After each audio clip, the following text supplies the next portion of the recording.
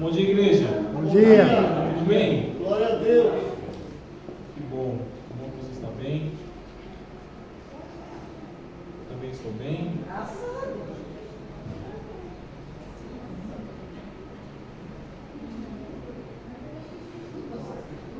É sempre uma satisfação poder compartilhar a palavra, ao mesmo tempo que é desafiador.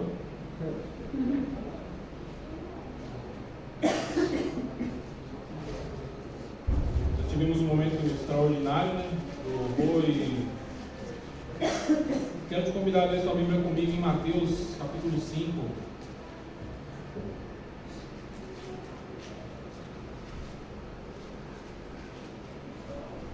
Versículo 6.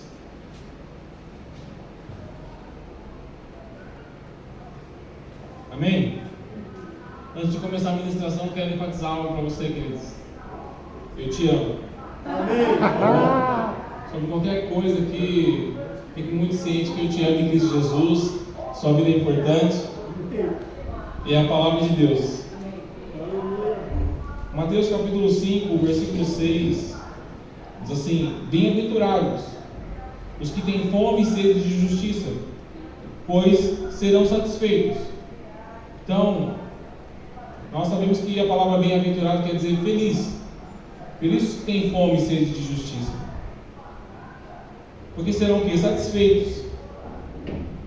Eu ouvi um pastor esses dias, ele falando assim: Deus dá a comida na medida da sua fome. Então, quanto mais fome você tiver do Senhor, de se relacionar com Ele, o Senhor vai se revelar a você. Amém. Nós sabemos que o nosso Deus ele é assim, Ele é um Deus que se revela aos seus. Ele tem prazer em nos abençoar. Nessa manhã eu quero falar com vocês sobre justiça, sobre fé e sobre amor. Então, se nós pensarmos no contexto aqui em que Mateus escreve sobre justiça, né? Na verdade, quem fala é o Senhor Jesus. Mateus simplesmente relata o que o Senhor Jesus disse ao povo. E dentro do contexto daquele povo, eles eram ali dominados pelos romanos. Os romanos tinham dominado o povo de Israel. Os judeus, né, no caso. Ali já eram judeus. E talvez a justiça que eles estavam esperando era uma justiça que ia colocar esses romanos para fora. Mas a justiça que Deus queria tratar com eles era sobre algo maior. Era sobre o seu reino. Sobre essa justiça que iria se revelar para eles. A qual novamente eles teriam acesso à presença do Senhor. Porque muitas das vezes nós confundimos justiça com vingança. Você vai ver a minha justiça. Minha hora vai chegar. Quem me viu passar na prova me ajudou. Quando me vê na bênção vai se arrepender. Aquela vingança gospel, né? Mas queridos, isso não é justiça. A justiça, no dicionário quer dizer assim, ó, particularidade daquilo que se encontra em correspondência, ou daquilo que se encontra em acordo. Se nós olharmos para a Bíblia, essa justiça é o quê? É viver de acordo com o propósito que nós somos criados. Então, feliz aqueles que têm fome de justiça, porque o Senhor vai novamente nos colocar na posição em que vocês foram criados. E muitas das vezes nós estamos tão acostumados a viver como nós vivemos, que o que é para nós viver a posição que Deus nos criou é bens materiais, é a prosperidade que eu consigo adquirir nessa terra. Eu vivo a justiça de Deus, eu vivo o melhor dessa terra. Se isso fosse uma verdade, queridos, no Setembro Amarelo as pessoas não iriam se suicidar, porque muitas das pessoas que se suicidam são pessoas que têm muito bens materiais.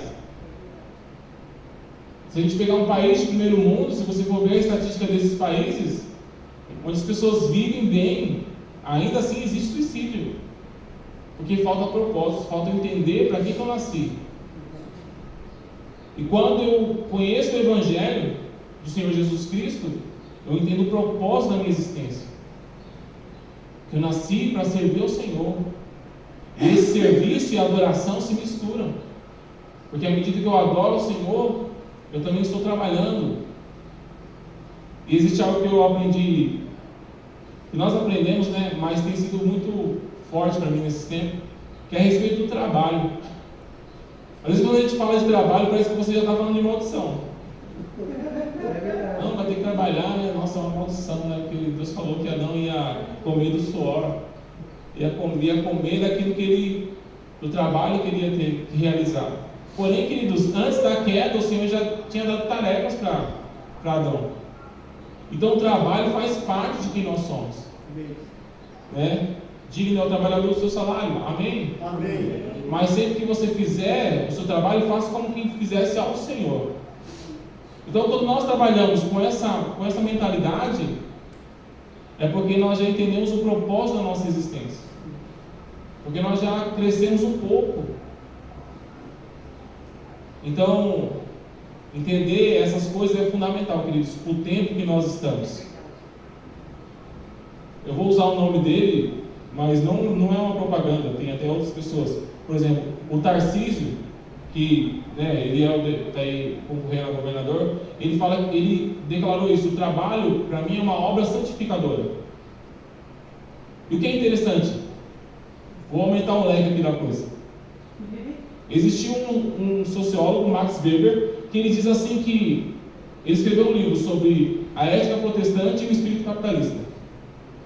E ele concluiu nesse livro que as pessoas, os protestantes, na sua maneira de trabalhar, que se dedicavam a isso, entendiam que era um propósito. Eles tinham essa mesma mentalidade que o Tarcísio trouxe, que o trabalho era uma obra santificadora, que eles tinham que trabalhar, que eles tinham que produzir riquezas, mas eles não tinham que gastar, eles tinham que poupar. E por que ele fez isso? Porque ele percebeu que países de origem protestante eram mais prósperos, porque tinham essa mentalidade. E essa mentalidade estava onde? Estava na palavra. Aí você, poxa, eu acordei cedo para ouvir sobre sociologia, essas coisas. Não, queridos, nós acordamos cedo para ouvir sobre o estilo de vida que está relacionado à palavra. Ou quando nós olhamos para esses homens, eles não estão dizendo nenhuma novidade que não está na Bíblia. Por que eu cito eles? Porque eles já perceberam algo que está aqui. E nós também devemos perceber a maneira como a Bíblia nos chama a viver. Pessoas que têm sede e fome da palavra.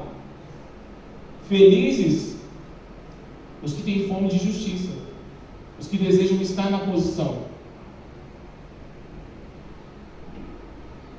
Se você não está vindo de quinta, você está perdendo. É verdade. Porque isso foi dito com palavras muito maravilhosas. E quando nós vamos para Romanos, no capítulo 1 e versículo 17,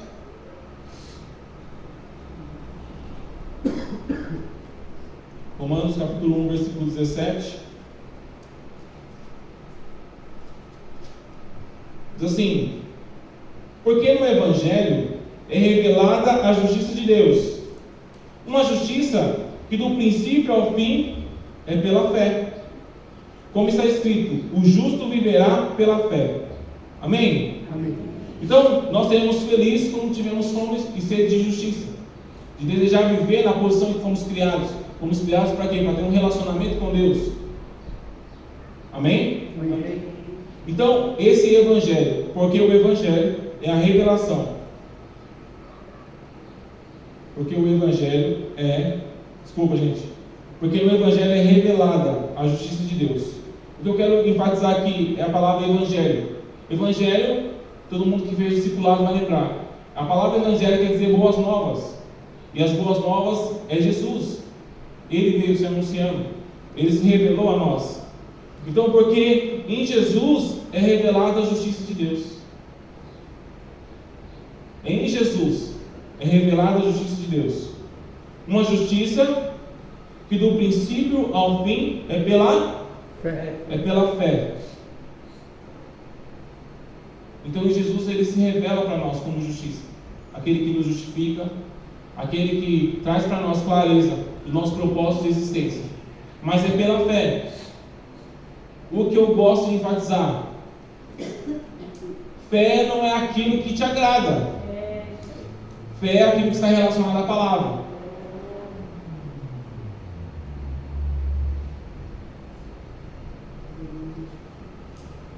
Aquele momento para reflexão. Em Romanos 10:17 diz assim, na minha versão NVI: consequentemente, a fé vem por se ouvir a mensagem, e a mensagem é ouvida mediante a palavra de Cristo. Então, vamos montar todo esse quebra-cabeça. Então, Romanos 1 diz que, porque no Evangelho, então, em Jesus é revelada a justiça de Deus, uma justiça que do princípio ao fim é pela fé. O que eu quero enfatizar é: nós não somos justificados pelas nossas obras, irmãos. É aquilo que Ele fez por nós. Mas nós só temos clareza disso mediante a pregação do Evangelho.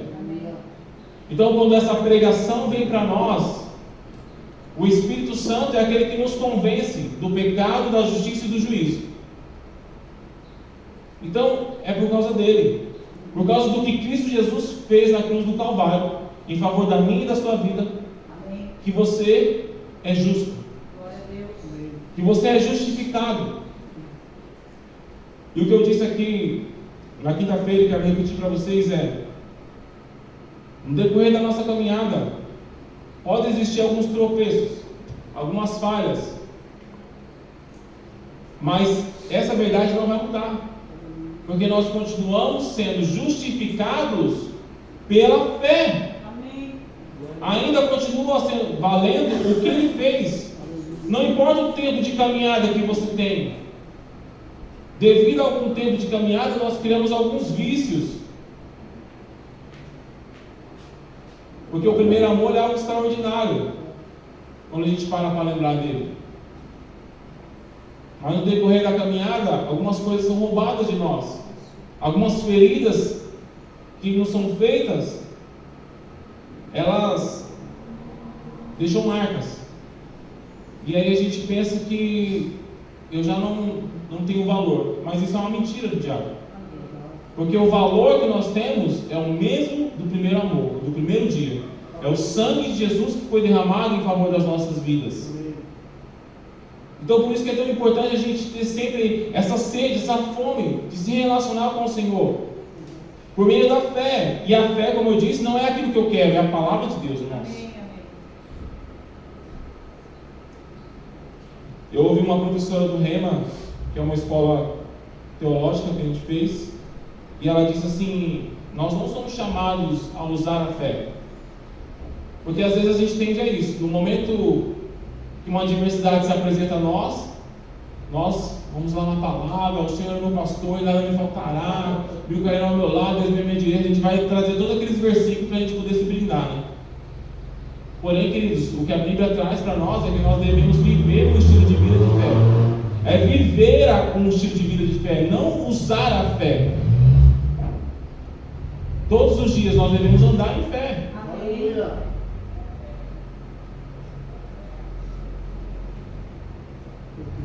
E no versículo 1 ainda do capítulo 1 de Romanos, ele conclui que o justo viverá pela fé. Só para ter certeza, tem algum justo aqui? Amém. Queridos, quero dizer para você que todos nós somos justos, porque quem nos justifica é Cristo. Ah, mas a minha vida é isso e aquilo. Queridos, é Cristo quem nos justifica. Nós nunca poderemos, por nós mesmos, pela nossa própria capacidade, ser justos. Mas aquilo que Ele fez nos faz justos.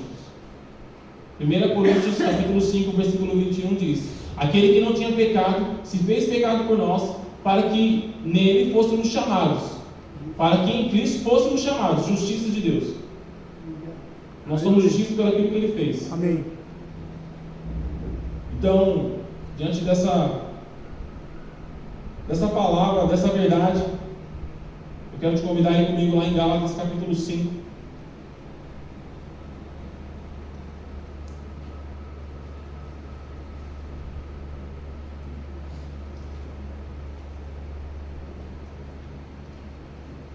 Gálatas 5, versículo 1. Estava um pouco preocupado durante a ministração do louvor se a pastora iria ministrar a minha pregação. Pois ela citou esse versículo, que foi para a liberdade que Cristo nos libertou. Amém? Amém. Queridos, Cristo nos colocou em liberdade. O final do versículo diz assim: portanto, permaneçam firmes e não se deixem submeter novamente a um jugo de escravidão. Vou dizer algo bem óbvio, mas você participa comigo. Se Cristo nos libertou, é porque antes nós éramos escravos. Éramos escravos do pecado, éramos escravos dos nossos medos, éramos escravos da miséria. Mas quando nós recebemos a Cristo, queridos, nós não somos mais escravos do pecado. Nós não somos mais escravos do medo. Porque o amor de Deus está em nós. E onde existe o amor de Deus, o medo não participa. Hoje nós não somos mais servos, nós não somos servos do pecado, nós não somos escravos do pecado. Nós não somos obrigados. Então, por que eu estou dizendo isso? Porque quando falamos de liberdade, isso não quer dizer que eu posso fazer o que eu quiser. Porque Paulo em Romanos, no capítulo 6, ele vai dizer para nós que antes nós éramos escravos do pecado, mas hoje nós somos escravos do Senhor. Aí ele diz assim: eu vou usar essa linguagem humana para vocês poderem entender. Porque hoje nós servimos a Deus. E a liberdade que nós temos é justamente a capacidade de dizer não ao pecado. Essa é a liberdade que nós temos. Mas nós servimos a Deus. Não é o que eu quero, mas é o que Deus quer. Poxa, mas o que Deus quer? Está na palavra. Eu sei que é grande, nossa, mas eu vou ter que ler tudo. Leia o Novo Testamento, para que você possa ter clareza daquilo que Deus tem para a sua vida.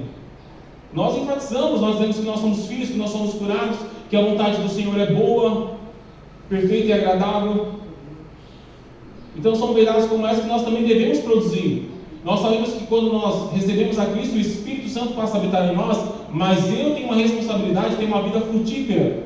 E essa vida frutífera está em Gálatas, que diz que nós devemos andar em amor, andar em fidelidade, andar em paz, em alegria, em benignidade.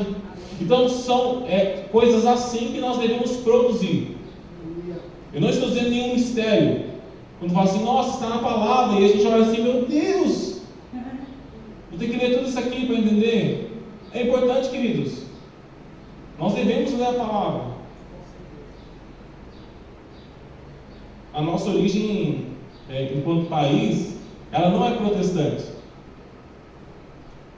Então, a gente às vezes não tem tanto essa disciplina da leitura da palavra. Mas é algo importante, queridos.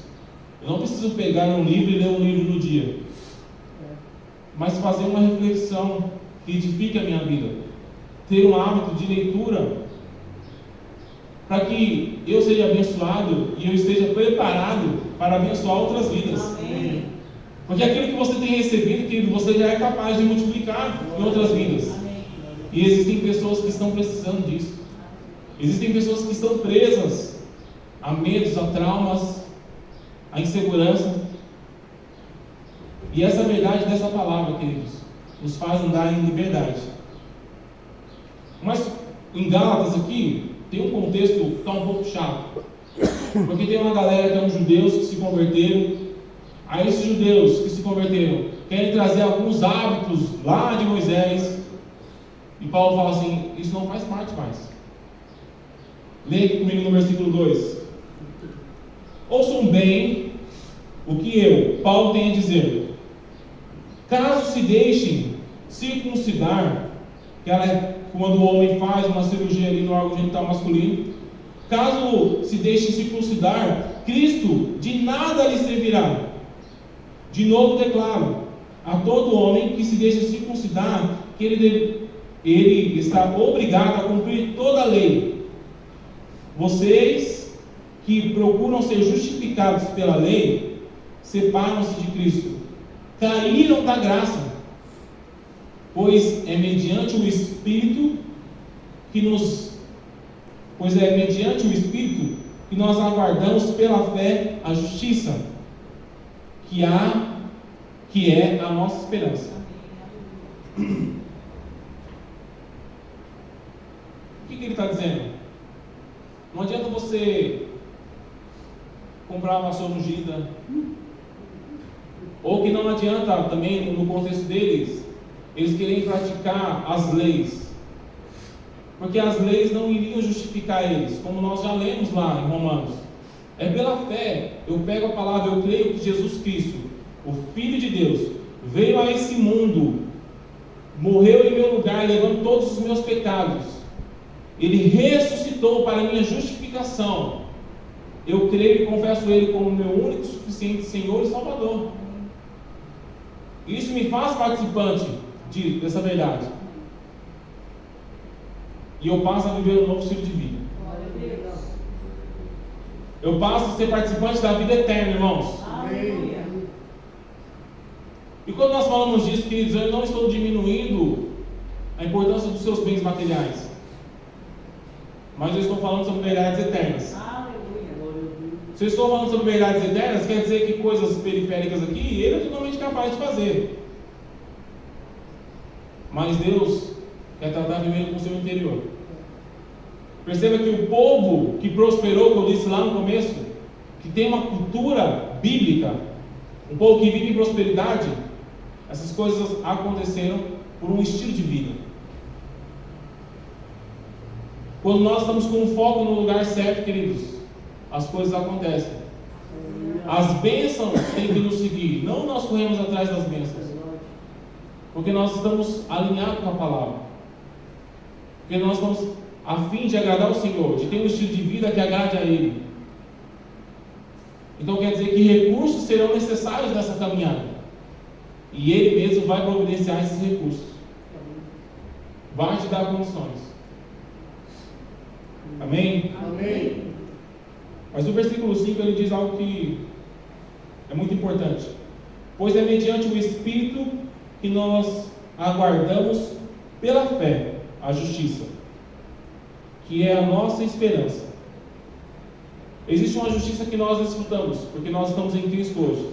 Efésios vai dizer que nós estamos assentados nas regiões celestiais em Cristo Jesus. E que Cristo é o cabeça da igreja. Está comigo?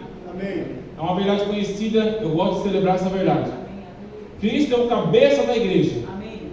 Então, queridos, Cristo está assentado à direita de Deus Pai.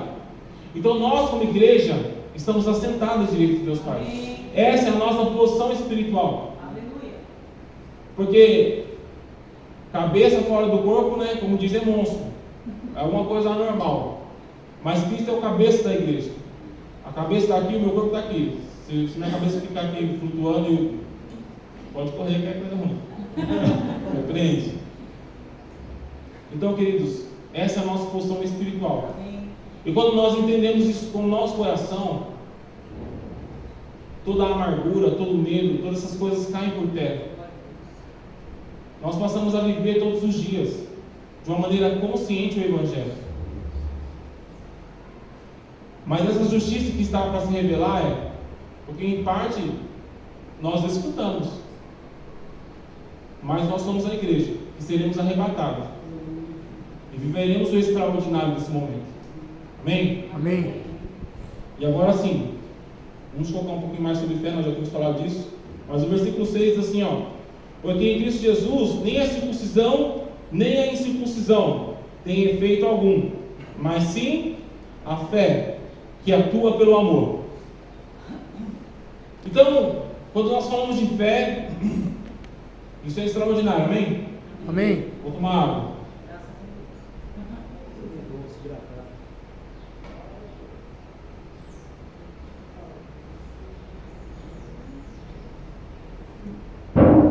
Tem aquela história daquela fé violenta, daquela fé que eu exijo, não sei o que, e tudo tem que ser para mim, eu não estou nem aí para você. Se você não desfruta é porque você não crê. Mas eu estava lendo um livro lá do filho do Kenneth Reagan, e ele saltou algo muito importante. A Bíblia diz que até o diabo crê. Não é verdade? A Bíblia diz que o diabo crê e estremece. Por que ele não muda de vida? Porque não tem amor, querido. É pura maldade. Ele tem consciência. É fato que a fé que nós temos não é um assentimento mental, não é uma concordância apenas, mas é algo do coração. Mas é algo do coração que é fruto do amor de Deus que nos alcançou. Amém. Porque o Espírito Santo, queridos, é muito importante. Considere a presença dele. Porque alguém que está pregando, que está falando, eu não te convenço de nada. E eu nem me dou ao trabalho. Eu não vou ficar repetindo para você. Não. A minha parte é ministrar. E o ministério do Espírito Santo é te convencer. Então quando você diz amém, eu creio, é porque você está concordando com o Espírito Santo que está dentro de você. Você tem um relacionamento com Ele. Você é alguém ungido de Deus. Você é alguém que carrega Deus dentro de você. Por isso, a nossa fé, ela só vai operar verdadeiramente se ela estiver com amor. Se essa fé tiver um relacionamento de amor, em concordância com a palavra. Mas uma fé sem concordância da palavra é aquela fé que te agrada, que não tem nada a ver com a palavra. Aquele sabor de mel que a gente falou aqui. Não, porque eu creio que esse irmão ele vai me pagar. Isso não é bíblico, queridos. Você pode até crer. Minha família é nordestina, né? Tem várias crendices lá. Guarda-chuva que não pode abrir dentro de casa, relógio parado que atrasa a vida, quando você vem de um velório, que aí tem que tirar a roupa do lado de fora de casa, que senão traz coisa ruim. Todas essas coisas esquisitas. O pastor Paulo sempre contava o negocinho do cobertor na testa da criança para parar de soluçar. Isso não fazia, né, meu irmão? Isso era clássico. Mas, queridos, isso não tem nada a ver com a Bíblia. O horóscopo, né? Nossa, o famoso horóscopo, né? Meu Deus, João Bidu, misericórdia. Queridos, isso não é bíblico. Não, eu tenho fé que o horóscopo que vai fazer. Você está tendo uma fé à toa. Uma fé à toa, isso não vai direcionar o seu dia. Coloque azul, coloque roxo. Não coloque preto que é carregado, meu Deus do céu. Irmão, a nossa fé tem que ser bíblica. Tem que ser pautada pela palavra. Mas isso faz parte principalmente da nossa cultura brasileira. Essa coisa mística, né? Meu Deus. A gente precisa olhar para a palavra. Amém. É aqui que nós vamos fundamentar a nossa fé. É aqui que a nossa vida vai começar a mudar. É aqui que os medos vão cair. Porque nós recebemos a Cristo, amém? O medo não faz parte, mas se a informação não chegou para você, você continua sofrendo, você continua sendo assolado. É desse jeito. Aí quando você lê Timóteo, você vai ver lá que Paulo escreveu para ele. Que ele não deu, o Senhor não nos deu espírito de medo, mas de ousadia, de Aleluia! para ser o que? Corajoso. Glória a Deus. O Senhor nos chama assim, Amém. como valentes dele. Aleluia. Mas essa fé que nós temos, querido, ela precisa andar em amor, em concordância com a palavra do Senhor, em concordância com a nova natureza que nós temos. Eu sei que às vezes as pessoas podem nos provocar, porém, se a nossa fé não estiver em amor, se nós não levarmos um estilo de vida de amor, nós não iremos viver a plenitude do que Deus tem para nós. Sabe quando você vai na praia e sempre fica só molhando o pé? E o sol está estralando. Você fica só molhando o pé. O que eu quero dizer? Às vezes você passa uma vida inteira sofrendo. Mas você, nossa, mas eu creio, mas eu confesso, mas eu declaro. Mas como é que está o seu coração? Abra comigo a sua Bíblia em Marcos, capítulo 11. Marcos, capítulo 11.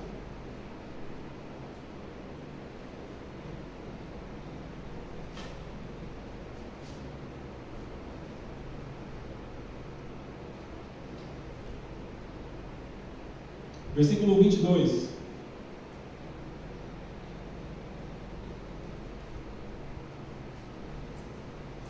respondeu Jesus: tenham fé em Deus. Amém? Amém. Eu asseguro que se alguém disser a este monte: levante-se, atire-se no mar, e não duvidar em seu coração, mas crer que acontecerá o que diz, assim lhe será feito. Então eu quero observar algumas coisas com você. Versículo 23 assim, ó. Primeiro que se alguém disser a esse monte,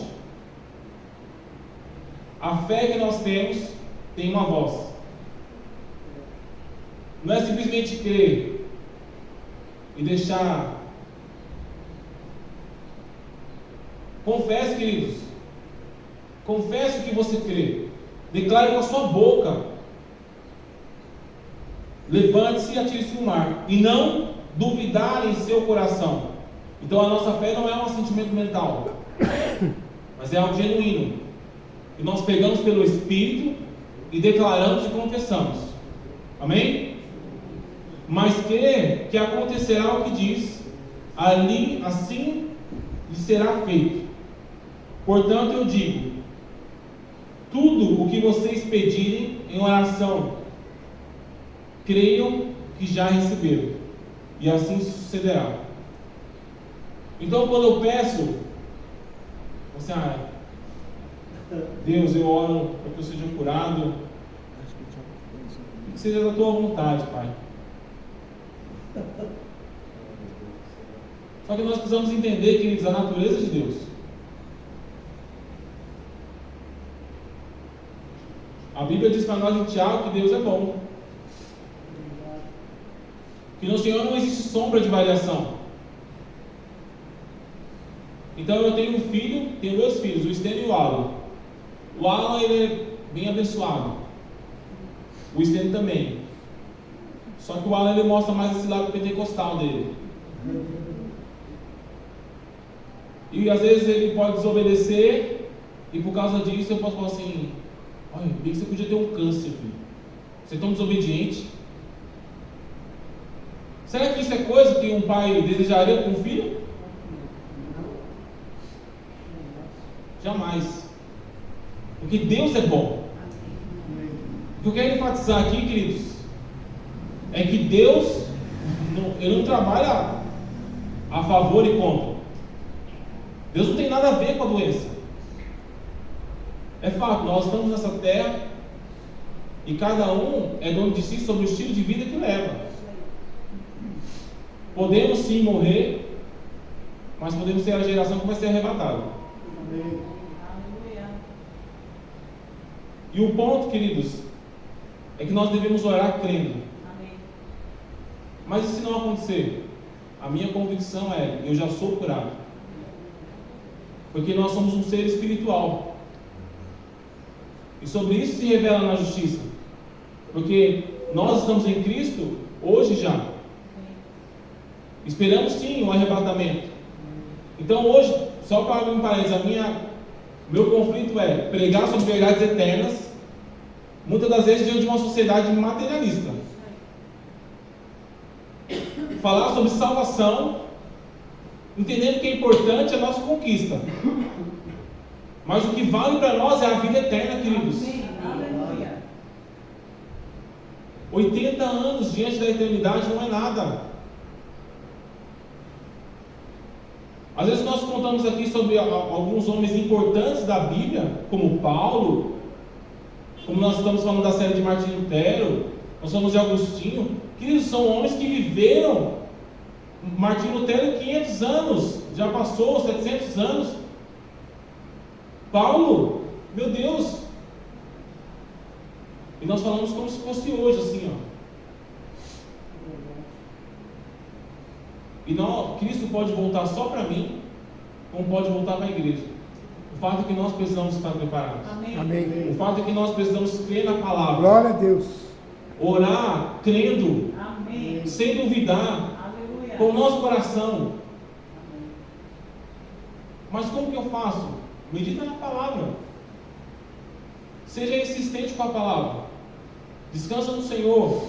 Não estou dizendo que é fácil. Não estou dizendo que é fácil. Mas porque eles viveram, é diferente para nós? O que nós percebemos aqui, queridos, vou fazer mais uma vez uma propaganda de quinta-feira. O que nós ouvimos aqui de quinta-feira para cá é que a revelação para nós hoje, 2022, é muito maior do que foi para aqueles homens. A revelação é algo que vai além da letra. A revelação da palavra hoje para nós é muito maior. O que nós desfrutamos de revelação da palavra de Deus é extraordinário.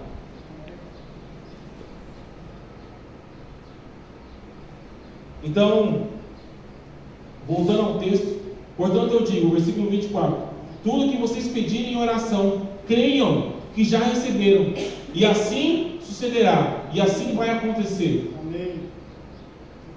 Mas nós estávamos falando sobre uma fé que opera ou que atua pelo amor. Amém? Amém. Versículo 25 de Marcos diz assim: e quando estiverem orando, se tiverem alguma coisa contra alguém, perdoem-no, para que também o Pai Celestial perdoe os seus pecados. Mas se vocês não perdoarem, também o seu Pai que está no céu não perdoará os seus pecados. Então, queridos, Deus responde a oração, Deus abençoa as nossas vidas, é fato, nós já somos abençoados, mas o nosso coração muitas das vezes está fechado, está com mágoa. Não, mas eu creio em Deus. Mas se você não perdoa, a sua oração não tem como ser respondida, porque a sua fé não atua em amor, não tem uma ação de amor. Então, essa é a verdade bíblica. Deus é poderoso para fazer. Porque toda boa dádiva, todo dom perfeito vem do alto do Pai das luzes, e que não há sombra de variação. Amém? Amém. Deus é bom. Aleluia. Glória a Deus. E também, querido, você é bom. Amém. Por causa do poder dele que te aperfeiçoa todos os dias. Aleluia. Por causa da nova natureza. Eu não estou contradizendo o que Jesus disse, que só Deus é bom, não, mas eu estou falando da sua nova natureza, que opera em você, que bondade faz parte do fruto do Espírito que nós temos que produzir. Então, queridos, se nós oramos, se nós queremos andar em justiça, por uma fé que é a palavra de Deus que chegou a nós, antes dessas duas coisas, o amor precisa ser uma realidade em nossos corações. Quando nós colocamos o alicerce, o amor tem que ser essa base. E aí nós cremos e nós vivemos a justiça. Porque o amor é o próprio Deus. Céu Fernandes, ele matou a pau. Ele diz assim: Deus é amor. Amar é Deus em operação, é Deus em manifestação. Você entende isso? Deus, ele é amor, amém? Amém. A palavra diz isso. Então amar, a sua ação de amar é Deus em manifestação. Manifeste Deus na vida de alguém. Manifeste Deus assim, ó: eu te amo. Sabe, quando alguém às vezes vai te ofender, irmão, não se iluda. Ainda mais tempo de eleição, alguém vai te ofender. Mas manifeste o amor de Deus, manifeste o caráter de Deus que está em você, expresse essa verdade. Por quê? Porque o amor já foi derramado em nossos corações. Romanos 5,5 diz isso. Então nós não oramos para que Deus derrame do seu amor, porque o seu amor já é uma realidade em nossas vidas. O que nós fazemos é nos envolver com esse amor, é nos relacionar com esse amor, é crescer sobre essa revelação que já está em mim e que já está em você.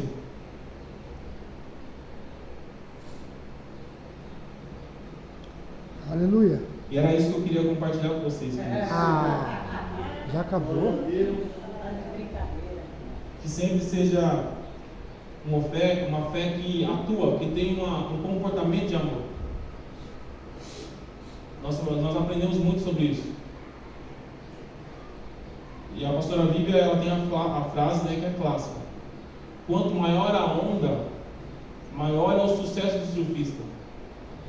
Então as adversidades que eles vão vir, e à medida que você vai sendo aperfeiçoado, as dificuldades vão sendo maiores, mas o seu sucesso vai ser ainda maior, queridos. Mas que sempre seja, o que seja estampado, o que esteja ali à frente. Não, ele é uma pessoa de fé, é sim, mas é uma pessoa que sempre expressa muito amor diante das suas atitudes. Assim seja sobre as nossas vidas, porque o Espírito Santo é aquele que nos capacita. Amém? Vamos orar?